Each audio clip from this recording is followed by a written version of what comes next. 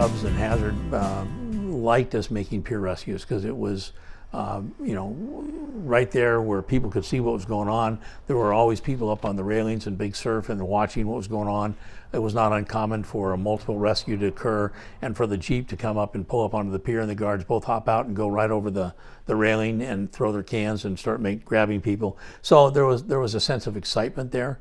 And I think that PR was good for the department. Mm-hmm. The rescues needed to be made, but it didn't hurt that they were being made where people could really see what was going on. Now, when you went on a rescue, you had a phone in your tower, but that was it. There was no radios at that time. No radios. Yeah, and your job was to you could pick up the phone and immediately the communications center would answer and say communications.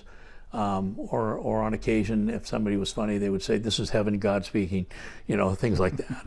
And you would tell them, I'm going rescue to the south, 50 yards south, or there's a rip, or whatever. You told them real quick. But if it was something that had to happen immediately, you would just literally take the phone and throw it on the deck of the tower and take off.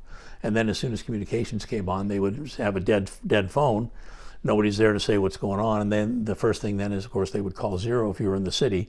If you were up north in the county, they would call the towers on either side and say what's going on. Like if you were at 30, it became 34 south of Liso, and somebody slipped into the giggle crack, you threw the phone, and the first call was to Tower 36, main Liso. Mm-hmm. What's south of Liso doing? He's running towards, the giggle crack. So then they would dispatch the unit, code 2 or depending upon the surf, maybe even code 3, depending upon what they were told.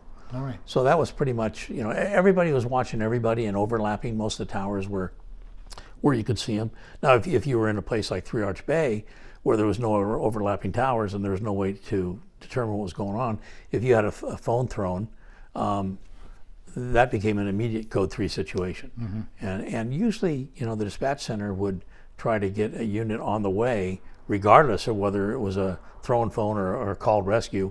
Within 5 to 6, 7 seconds, they would dispatch a unit. So the coverages were tremendous, and I think that really, in many cases, made a real difference in how many people were saved.